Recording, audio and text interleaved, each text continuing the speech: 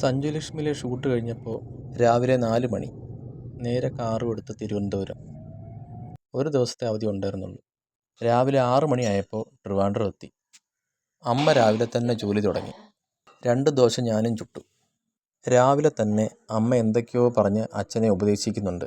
അച്ഛൻ്റെ മുഖഭാവത്തിൽ അച്ഛനൊന്നും മനസ്സിലായില്ലെന്ന് എനിക്ക് മനസ്സിലായി.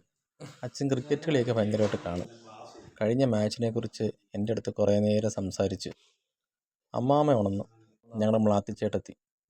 വരുന്ന കാര്യം ശ്രീക്കുട്ടിയോട് ഞാൻ പറഞ്ഞതേ ഇല്ല. അവൾ ആകെ ഞെട്ടിപ്പോയി. എന്നെ കണ്ടതിൻ്റെ ഷോക്ക് ഇപ്പോഴും മാറിയിട്ടില്ല.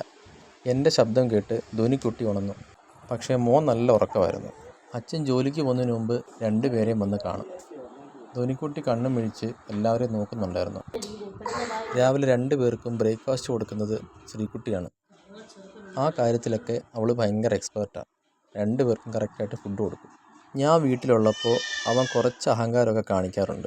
അവനെ ഡ്രസ്സ് ചെയ്യിക്കുന്നതും സ്കൂളിൽ കൊണ്ടാക്കുന്നതൊക്കെ ഞാൻ തന്നെ വേണം. ഞാൻ വീട്ടിലുള്ള ദിവസം അവൻ ലേറ്റായിട്ടേ സ്കൂളിൽ പോകത്തുള്ളൂ. എൻ്റെ കൂടെ ഓരോന്ന് സംസാരിച്ച് നിൽക്കും. എൻ്റെ കൂടെ ബൈക്കിൽ പോകുന്നത് അവന് ഭയങ്കര ഇഷ്ടമാണ്. ധോനിക്കുട്ടി വീണ്ടും ഉറക്കം തുടങ്ങി. ഷോർട്ട് ഹെയർ ആക്കാൻ പറഞ്ഞതാ, അവൾ കേട്ടില്ല.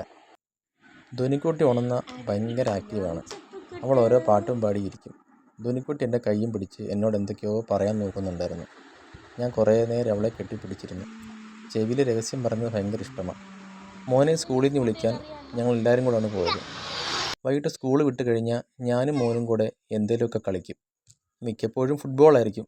പക്ഷേ ഇന്ന് ക്രിക്കറ്റ് പിടിച്ചു. അവൻ ലെഫ്റ്റ് ഹാൻഡ് ആണോ റൈറ്റ് ഹാൻഡ് ആണോ എന്ന് എനിക്കതന്നെ അറിയത്തില്ല. പിന്നെ അവൻ എൻ്റെ കൂടെ കുത്തി മറിയാനൊക്കെ നിൽക്കും. അതൊക്കെ അവന് ഭയങ്കര ഇഷ്ടമാണ്. കുത്തി മറിയുന്നതൊക്കെ ഞാൻ അവനെ ചെറുതായിട്ട് പഠിപ്പിക്കും. അവനും അതൊക്കെ ട്രൈ ചെയ്ത് നോക്കും. ഫിസിക്കൽ ആക്ടിവിറ്റി വേണമെന്ന് എനിക്ക് നല്ല നിർബന്ധമാണ്. ഓടുകയും ചാടുകയും ചെയ്താലേ നല്ല ആക്റ്റീവായിട്ട് നിൽക്കത്തുള്ളൂ. ഞാൻ വീട്ടിലുണ്ടെങ്കിൽ ഇതൊക്കെ അവനെ ചെയ്യിപ്പിക്കും. അവൻ എൻ്റെ കൂടെ നിൽക്കുകയും ചെയ്യും. പിന്നെ കുറച്ച് നേരം പപ്പയുടെ സ്വന്തം അപ്പൂസ് കണ്ടു. ആദ്യമൊക്കെ അവൻ കാണാൻ വലിയ ഇൻട്രസ്റ്റ് കാണിച്ചില്ല.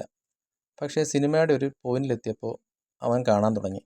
അപ്പൂസിനെ കണ്ട അവൻ്റെ മുഖച്ഛായ ഉണ്ടെന്ന് അമ്മ പറഞ്ഞു. അതെനിക്കും തോന്നാതിരുന്നില്ല. ഏതാണ്ട് അവൻ്റെ കട്ടൊക്കെ തന്നെ ഉണ്ട്. ഒറ്റ ഇരിപ്പിന് ആ സിനിമ മൊത്തം ഞങ്ങൾ കണ്ടു. ക്ലൈമാക്സ് ആയപ്പോൾ നല്ല വിഷമമായി. പിറ്റേ ദിവസം രാവിലെ ധോനിക്കുട്ടി എണ്ണീറ്റ് എല്ലാവരും ഉണർത്തി. ഞാൻ പോകുന്ന കാര്യം പറഞ്ഞപ്പോൾ മോന് നല്ല വിഷമമായിരുന്നു. അവൻ എന്നെ കെട്ടിപ്പിടിച്ച് കുറേ നേരം കരഞ്ഞു. എനിക്കും അവനെ വിട്ടു വരാൻ ഭയങ്കര മടിയാണ്. എല്ലാവരുടെയും കൂടെ 2-3 ദിവസം ഇരിക്കണമെന്ന് ഭയങ്കര ആഗ്രഹമാണ്. പക്ഷെ ആകെ കിട്ടിയത് ഒരവധി ദിവസമാണ്. പിറ്റേ ദിവസം രാവിലെ തന്നെ പോകണം. ഷൂട്ട് ഇന്ന് തന്നെ സ്റ്റാർട്ട് ചെയ്യും. ഞാൻ നാട്ടിൽ പോകുന്നത് കൊണ്ട് ഏറ്റവും വിഷമം ശ്രീക്കുട്ടിക്കാണ്. ഞാൻ പോകാൻ ഇറങ്ങിയപ്പോൾ അവൻ്റെ മൂഡ് ആകെ മാറി. പിന്നെ എന്നെ നോക്കുന്നതേ ഇല്ല. ഞാൻ ഏനാത്ത് പോകുന്ന കാര്യം പറയുമ്പോൾ അവന് നല്ല വിഷമമാണ്. അവനും എൻ്റെ കൂടെ വരണമെന്ന് എപ്പോഴും പറയും. ഏനാത്ത് വീട് അവന് ഭയങ്കര ഇഷ്ടമാണ്. ഞാൻ പോകുന്നതിൽ അവൻ ഒട്ടും ഓക്കെ അല്ലെന്ന് അവൻ്റെ മുഖം കണ്ടാൽ അറിയാം. പക്ഷേ നമുക്ക് പോയാലല്ലേ പറ്റൂ. എല്ലാവരെയും മാറി നിൽക്കുന്നതിൽ ഏറ്റവും കൂടുതൽ വിഷമം എനിക്കാണ്.